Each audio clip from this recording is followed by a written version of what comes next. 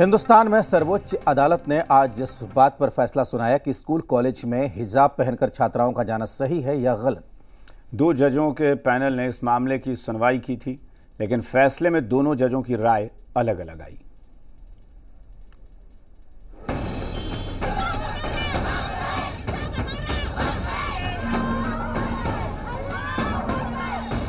कर्नाटक के उडुपी में एक स्कूल से हिजाब विवाद की शुरुआत हुई थी,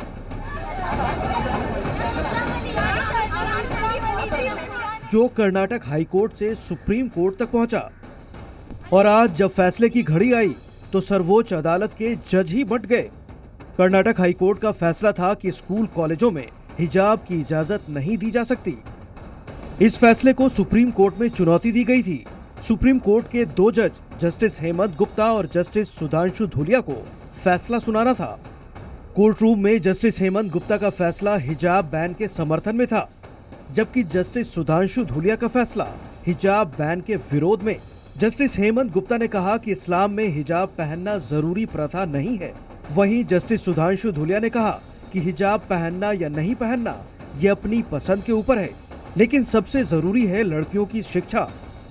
दोनों जजों की अलग अलग राय होने की वजह से बेंच ने हिजाब मामले को चीफ जस्टिस ऑफ इंडिया के पास भेज दिया।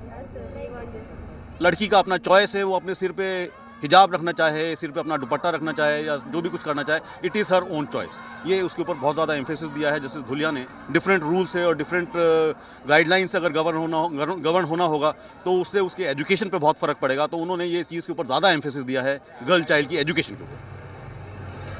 हिजाब पर अब आगे की बात यह है कि अगले आदेश तक हिजाब पर पुराना फैसला ही लागू रहेगा, यानी कर्नाटक हाईकोर्ट का वो फैसला जिसमें उसने स्कूल कॉलेज में हिजाब पहनकर आने पर बैन लगाया था, अभी जारी रहेगा। सीजेआई अब मामले की सुनवाई के लिए बड़ी बेंच का गठन करेंगे और नई बेंच अब फैसला सुनाएगी।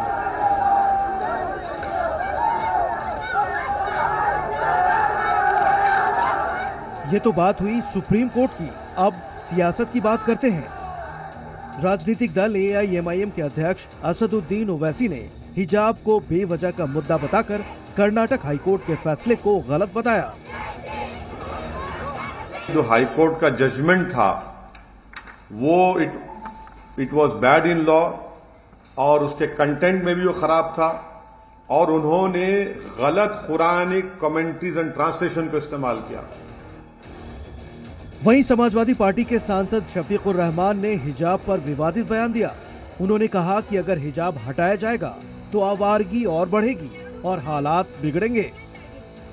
भाई समाज पर बुरा असर पड़ेगा और इसीलिए इस्लाम ने समाज के अंदर बहरहाल ये जब लड़कियां जवान होने लगे तो उस वक्त हिजाब के लिए कहा गया कि चूँकि बेपर्दा रहने से और उधर लड़के भी जवान होते हैं तो समाज का माहौल खराब होता है।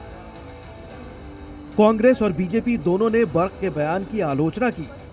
शफीकुर रहमान साहब पहले भी विवादित बयान दे चुके हैं और निश्चित रूप से दुर्भाग्यपूर्ण है। मैं उनसे स्वयं सवाल करता हूं कि जो देश की माइनॉरिटी की बेटियां हिजाब नहीं पहनती तो क्या वो आवारागर्दी करती हैं? ये लोग केवल और केवल हिजाब के आड़ में इस देश में कट्टरता को बढ़ाना चाहते हैं। इस हिंदुस्तान की राजनीति में 2 शख्सियत ऐसी जिनके बयान पे कुछ भी बोलना बड़ा मुश्किल हो जाता है, जैसे बख्श साहब, वैसे विज साहब है, अनिल विज जी, हरियाणा के गृह मंत्री। वो पता नहीं किस टकसाल से निकालकर कौन सा बयान ला दें। आज उनका है कि हिजाब नहीं लगाना चाहिए। हरियाणा में बीजेपी सरकार के मंत्री अनिल विज के ट्वीट की भी विपक्ष आलोचना कर रहा है। विज ने लिखा था कि जिन पुरुषों का महिलाओं को देखकर मन मचलता था, उन्होंने ही महिलाओं को हिजाब डालने के लिए मजबूर किया।